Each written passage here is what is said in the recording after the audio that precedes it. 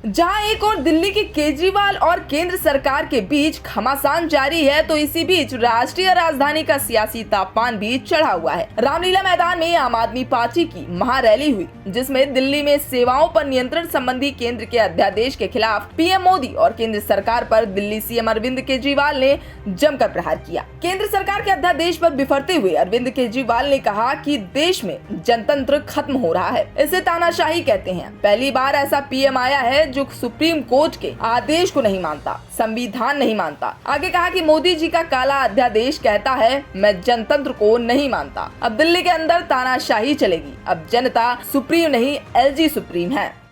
मोदी जी का अध्यादेश कहता है कि अब दिल्ली के अंदर जनतंत्र नहीं होगा, अब दिल्ली के अंदर तानाशाही चलेगी, अब दिल्ली के अंदर जनता सुप्रीम नहीं है, अब दिल्ली के अंदर एलजी सुप्रीम होगा।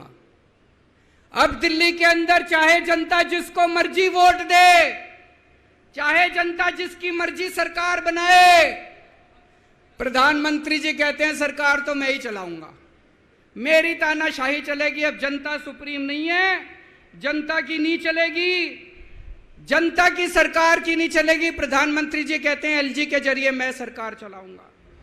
केजरीवाल यही नहीं रुके, उन्होंने कहा कि दिल्ली वालों ने मोदी जी को 7 एमपी सीट दी, पीएम बनाया, कहा आप देश संभालो। इतना ही नहीं, 70 में से 67 सीट मुझको दी, कहा केजरीवाल जी आप दिल्ली संभालो। 2020 में भी यही हुआ, लेकिन मोदी जी से देश तो संभल नहीं रहा, रोज उठते हैं और दिल्ली के काम को रोकते हैं। कहा कि चौथी पास राजा को समझ ही नहीं आ रहा देश कैसे संभाले। एक दिन कहते हैं 2000 का नोट आएगा, दूसरे दिन कहते हैं 2000 का नोट जाएगा। कोई समझदार प्रधानमंत्री होता तो ये तो समझ लेता कि नोट आएगा कि जाएगा।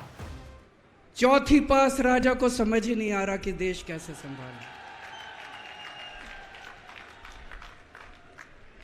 एक दिन कहते हैं 2000 का नोट आएगा, 5 साल बाद कहते हैं 2000 का नोट जाएगा। अरे इनको समझ ही नहीं है। आप लोगों ने कोई समझदार प्रधानमंत्री बनाया होता, कम से कम ये तो बता देगा 2000 का नोट आएगा कि जाएगा।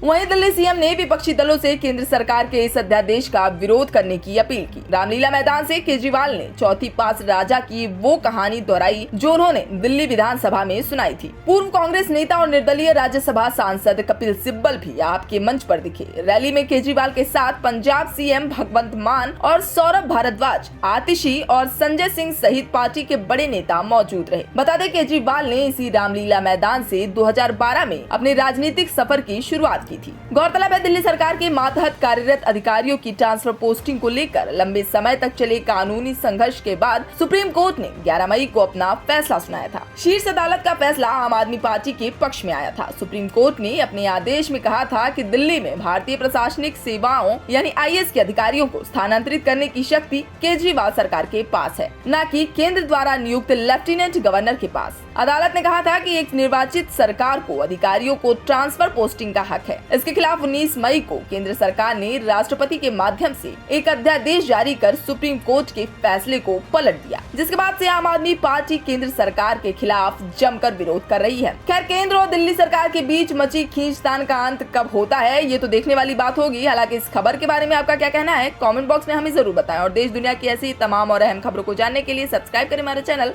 इंडिया पब्लिक खबर और बेल आइकन को दबाना बिल्कुल ना भूलें।